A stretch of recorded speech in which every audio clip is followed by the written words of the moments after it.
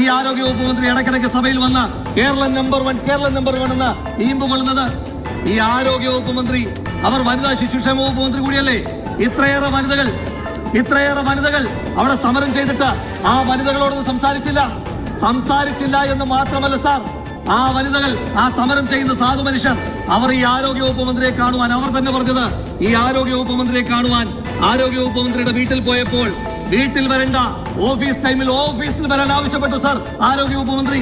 ഞാൻ ചോദിച്ചോട്ടെ സാർ, ഈ ആരോഗ്യ വകുപ്പ് മന്ത്രിയും ഞാനും അങ്ങും ഈ സഭയിൽ ഇരിക്കുന്ന എല്ലാവരും വീടാന്തരം കയറി വോട്ട് ചോദിച്ചവരല്ലേ സാർ? നമ്മൾ വോട്ട് ചോദിക്കുവാൻ പോകുമ്പോ ഓഫീസ് ടൈമിലാണോ സാർ വോട്ട് ചോദിക്കുവാൻ പോകുന്നത്? വോട്ട് ചോദിക്കാൻ പോകുമ്പോ കൊച്ചു വെളുപ്പാങ്കാലത്ത് പോകാം, പാതിരാത്രിയിൽ പോകാം.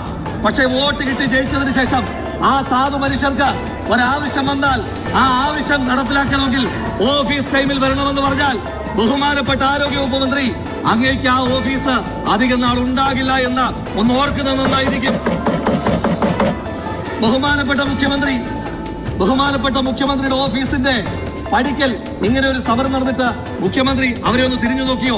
എന്തുകൊണ്ടാണ് ഒരു ജനകീയ സമരത്തെയും അഡ്രസ് ചെയ്യില്ല എന്ന ഫോൾസ് ഈഗോയുമായി കേരളത്തിന്റെ മുഖ്യമന്ത്രി ഇരിക്കുന്നത്? മുഖ്യമന്ത്രി അവരെ കണ്ടില്ലെങ്കിലും അവരുടെ മുന്നിൽ കൂടി കേരള ഗ്ലോബൽ സമ്മിറ്റിൽ പങ്കെടുക്കുവാൻ പോയി. സന്തോഷം, നിക്ഷേപകരെ കാണൂ.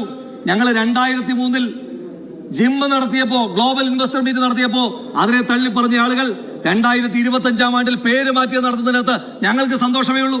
മാത്രമല്ല അത് നടത്തിയത് ഗ്രാൻഡ് ഹയാത്തിലാണ് സാർ.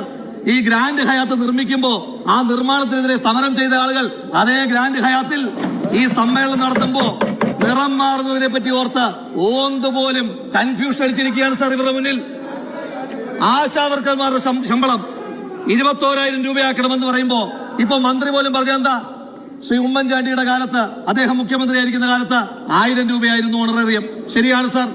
ഈ പദ്ധതിയുടെ പ്രാരംഭകാലത്ത് VS അച്യുതാനന്ദന്റെ ഗവൺമെന്റ് കാലത്ത് 300 രൂപയായിരുന്നത് ശ്രീ ഉമ്മൻചാണ്ടി സാറിന്റെ കാലത്ത് 1000 രൂപയാക്കി. അന്ന് 1000 രൂപയാക്കുമ്പോ ആശാവർക്കർമാരുടെ പ്രവൃത്തി സമയം എത്രയാ സാർ? ആശാവർക്കർമാരുടെ പ്രവൃത്തി സമയം വെറും 3 മണിക്കൂർ മാത്രമാണ്. മാത്രമല്ല ആ 3 മണിക്കൂറിന് ശേഷം അവർക്ക് എന്ത് ജോലിക്ക് വേണമെങ്കിലും പോകാം, മറ്റു വരുമാനങ്ങൾ നേടാം. എന്നാൽ ഇന്നതാണോ സാർ അവസ്ഥ? 9 തൊട്ട് 5 വരെയാണ് അവരുടെ പ്രവൃത്തി സമയം. അല്ല സാർ, അത് കഴിഞ്ഞും ആ വീട്ടിൽ വന്നതിന് ശേഷവും അവർ ഡേറ്റ എൻട്രി നടത്തണം.